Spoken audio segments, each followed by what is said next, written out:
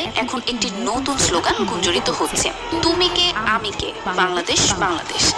যে ভাষা একসময় পাকিস্তানের জন্য ছিল একটি ভয়ের প্রতীক, সেই ভাষাই আজকে পাকিস্তানের ছাত্র আন্দোলনের মূল প্রেরণা হয়ে উঠেছে।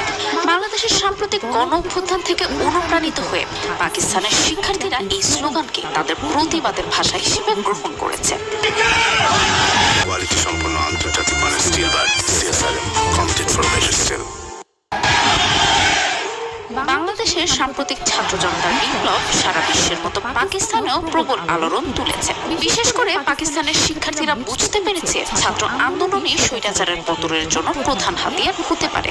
এই উপলব্ধি থেকেই পাকিস্তানের শুরু হয়েছে এক নতুন ছাত্র বিপ্লব, যেখানে তুমি কে আমি কে, বাংলাদেশ বাংলাদেশ স্লোগানটি একটি গুরুত্বপূর্ণ ভূমিকা পালন করছে।